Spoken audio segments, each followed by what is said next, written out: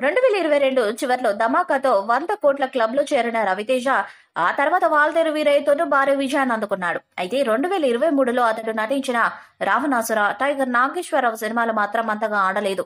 దీంతో ఈసారి ఎలాగైనా విజయాన్ని అందుకోవాలన్న పట్టుదలతో హిట్ డైరెక్టర్ హరీష్ శంకర్‌తో సినిమా చేస్తున్నాడు.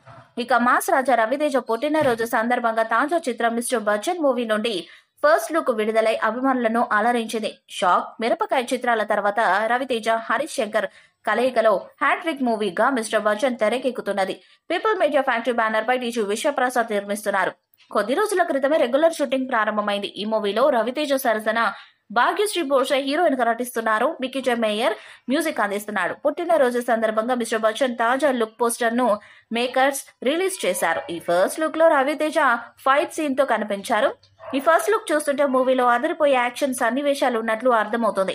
ఇక చిత్రసీమలోకి ఒకే ఒక్క ఛాన్స్ అంటూ ఎంట్రీ ఇచ్చిన రవితేజ ఎన్నో కష్ట నష్టాలను అనుభవించిన తర్వాత హీరోగా పరిచయమే తనదైన అద్భుతమైన టాలెంట్లతో స్టార్ గా ఎదిగిపోయాడు. ఏడాదికి కనీసం 2 సినిమాలుండేలా ప్లాన్ చేసుకుంటూ వస్తున్నాడు. హిట్ ఫ్లాప్స్ తో సంబంధం లేకుండా రవితేజ చిత్రాలు బాక్స్ ఆఫీస్ వద్ద సందడి చేస్తుంటాయి. టాలీవుడ్ కమర్షియల్ మాస్ చిత్రాల దర్శకుడు హరీష్ శంకర్ ఈ సినిమాని డైరెక్ట్ చేస్తున్నారు. గతంలో వీరి కాంబినేషన్ లో వచ్చిన షాక్ నిరాశపరచగా ఆ తర్వాత రిలీజ్ అయిన మిరపకాయ భారీ సక్సెస్ అందుకుంది. మళ్ళీ 13 ఏళ్ల తర్వాత వీళ్ళిద్దరు కలిసి సినిమా చేస్తున్నారు. లాంగ్ గ్యాప్ తర్వాత హరీష్ శంకర్, రవితేజ కాంబినేషన్ లో రాబోతున్న మూవీ కావటంతో ఈ ప్రాజెక్టు పై ఒక్కసారిగా అంచనాలు పెరిగిపోయాయి. ప్రస్తుతం షూటింగ్ శరవేగంగా జరుపుకుంటున్న ఈ సినిమా లేటెస్ట్ షెడ్యూల్ కి సంబంధించి అదిరిపోయే అప్డేట్ ఇచ్చారు మేకర్స్. ఈ సినిమా లేటెస్ట్ షెడ్యూల్ ని కత్తికుడిలో ప్లాన్ చేశారు.